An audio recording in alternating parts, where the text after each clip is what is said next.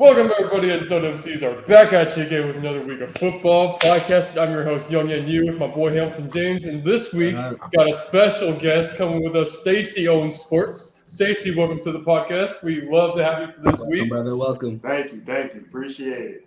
Yes, sir. Yes, sir. So without further ado, we're going to get into some of our beloved topics, hot topics for this week, starting with the Broncos and Texans battle in Houston. CJ Stroud coming out clutch. Once again, Texans defense holding out strong against Russell Wilson in the last minute of the game, the last-minute pick. I don't know if either of you guys saw that game, minute to minute. I saw like the last half, but very, very close game. Very close game. Very fun to watch. Some young teams battle it out with each other. CJ Stroud, I mean, he seems to impress this year, man. He's really making his case for Rookie of the Year and possible MVP candidate. I'm not gonna lie. And Stacey, we'll start with you. You got anything that stood out to you in that game? Any stats? Anything? Well, first, I don't think CJ Stroud gonna win MVP. Yeah. I'm saving my vote for Tyreek Hill. That's what I'm going for. But this game just the epitome of what's been going on with the Broncos last couple of seasons. Russell Wilson throwing those 3 interceptions, including that costly one at the end. Mm-hmm. That's what's the biggest difference in the game. I mean, it was close. It was close throughout. I mean, the Texans, they got to a 10-0 start, but it was all there for the Broncos for the taking. Unfortunately, Tank Dell got hurt with the goal line situation. But their defense, the Broncos defense, got burned by Nico Collins, 9 receptions, well over 100 yards. And this is a game that they let slip, especially with the Broncos winning, 3 or 4 in a row prior to this game. It's a game that they had to take advantage of, and they just didn't. And that's due to Russell Wilson's turnover. So you got to get that shore up again. I ain't even mad because Nico Collins on my fantasy team, so I was nah, for real. But I agree with you, Stacey. I think that Denver's original problems, even with the coach before, started to show its ugly head. I feel like the offensive line didn't really give Russell Wilson enough time to do what he do. I feel like Sean Payton allowed Russell Wilson to do a little bit more than be a game manager, try to let Russ cook, and he burnt the food. Yeah, so I think CJ Stroud gonna win Rookie of the Year. I don't know about MVP. The Texans defense, they showed up as expected with DeMeco Ryans being the head coach. I don't know. I think that. Let me ask y'all, who do y'all think is gonna make the playoffs? So who do you think has a better chance to make the playoffs out of both those teams, out of the Broncos and Texans? Right now, I would say the Texans just because they're playing defense better, and CJ Stroud is playing better than Russell Wilson at this point right now. It's a little surprising answer because you expect the veteran leadership to overweigh the rookie. But the Texans, they got their team right now is doing well. I'd have to agree. I think Texans probably might make the playoffs because the Jaguars with Trevor Lawrence just got hurt, and who knows, that division is still up in the air. I know we about to talk about the Colts coming up, so that they're still there, but I can't hate on Gardner Minshew, but I mean, how long you think that's gonna last? You know what I'm saying? So yeah, I think the Texans gonna make the playoffs. This was a bad loss for the Broncos. This was a bad loss for the Broncos. This really hurts their playoff chances. They've been playing good football. That's why I really don't want to get too much on Russ because he's been playing pretty good football up until this past game. At least from a game manager, he ain't been throwing the game away. You know what I'm saying? So this was a bad loss, and we're gonna see how they bounce back. They 6-6 right now. It remains to be seen. Yeah, Broncos 6-6, second in their division currently. Texans and Colts are tied for second in the AFC South as of now, with the Jags being at 8-4. So that's still another division that's definitely on my radar to watch as far as playoffs coming and approaching. But yeah, speaking of the AFC South, Colts have won 4 in a row. They won in their overtime game against the Titans, in a very close game. A lot of missed opportunities from the Titans in that game. I don't know if you saw that one, but holy cow. Colts had 2 blocked punts, and then the Titans missed an extra point after scoring a touchdown, and that's what led it to going into overtime. And then the Colts ended up winning that game, and it's just wow, like very, very back and forth. So Colts still managed to find ways to win. It's that's another surprising team I didn't think would be as good as they are right now. But hey, how good do you think they are? On a scale of 1 to 10, I would say like a 5.8. 5.8. Yeah. But to be fair, I looked at their schedule the whole year. They've at least put up 20 points each game. So they score points.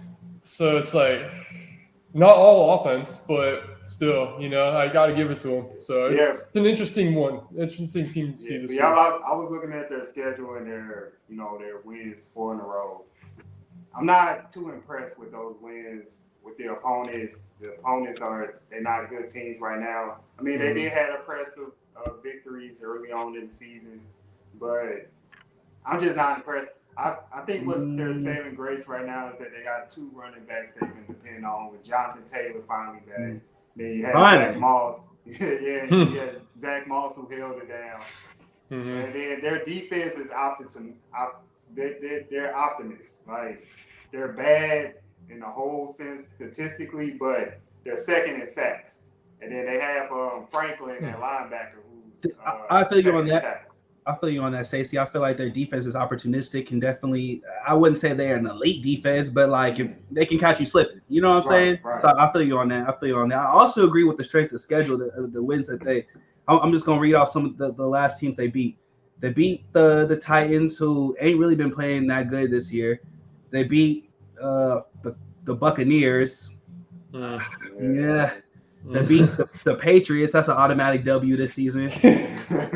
They beat the Panthers. Another automatic W this season. To be honest with you, I feel like their last credible win, and I'm like, okay, it's pretty impressive, came against the Browns in October. They've been playing weaker competition or competition that's kind of, I forget that the Colts won in overtime against the Ravens early in the year. Yeah, but that was like September. Yeah.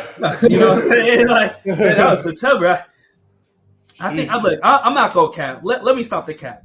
I ain't been watching the Colts, man. Like, the Colts ain't really been on my radar. You know what I'm saying? I was interested in their quarterback, but when the rookie went down, I was like, nah. I was like, there was really nothing much for me to pay attention to. I got Jonathan Taylor on my fantasy team. He's been hurt all season. I've been paying attention to that. He's been hurt all season, so I'm not gonna sit here and give him praise, or I'm not gonna sit here and take away from them.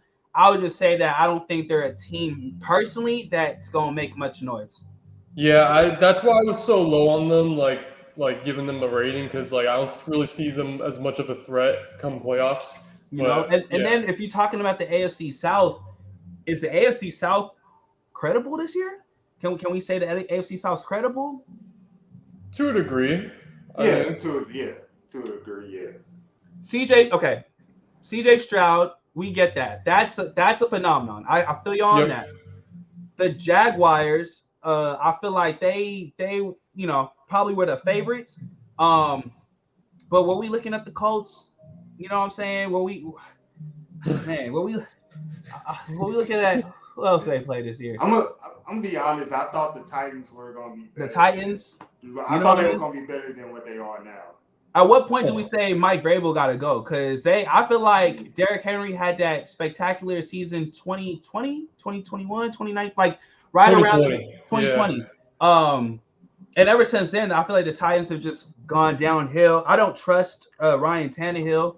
I don't think he was the guy. So I don't know. I wasn't really looking at the AFC South like it was super, super competition. I look at it kind of like the NFC South. Like it was kind of up for grabs. Maybe one team.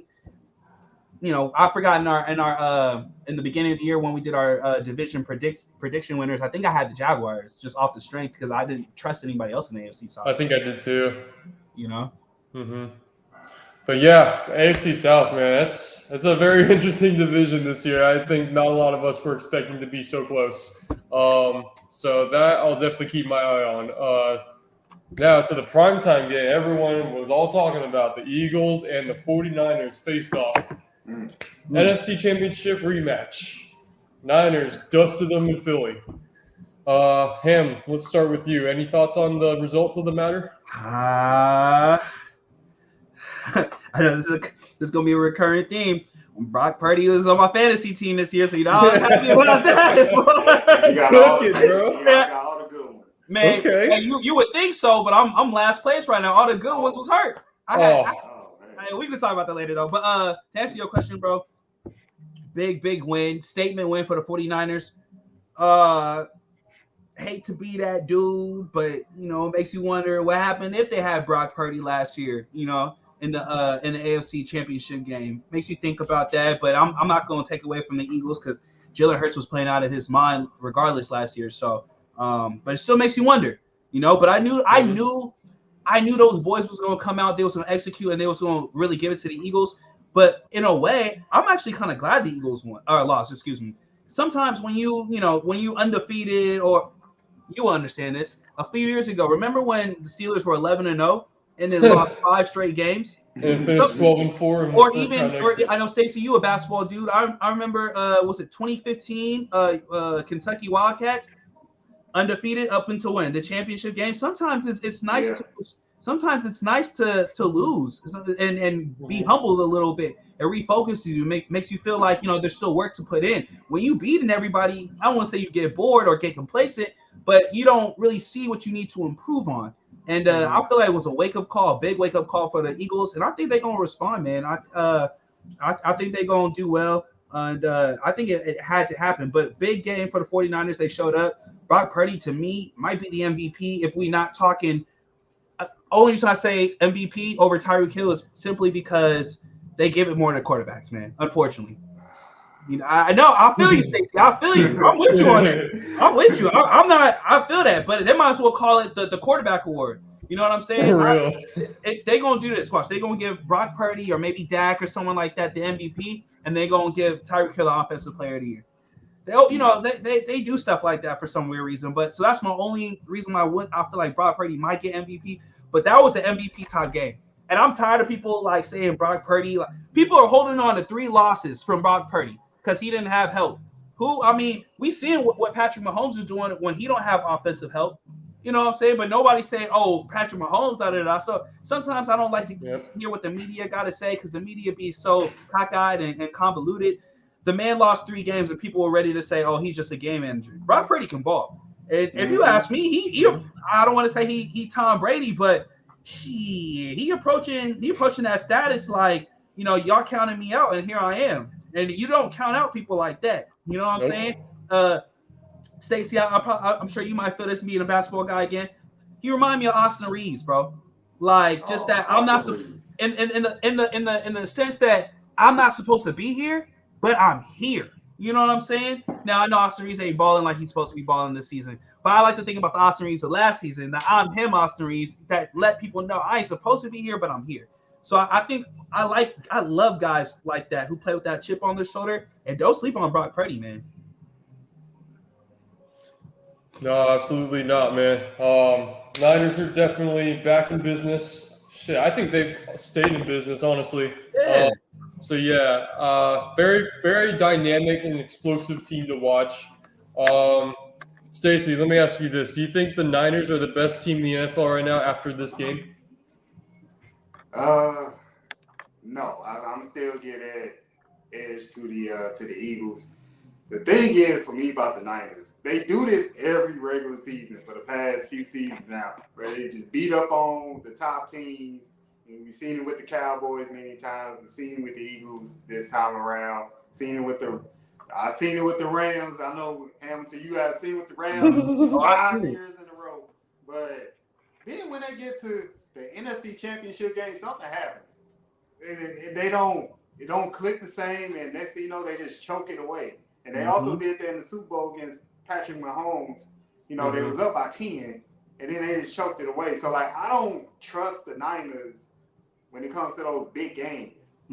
But regular season, it looks good right now, but I don't trust them. I don't trust them going forward. I trust the Eagles more. I thought the Eagles was going to lose this game.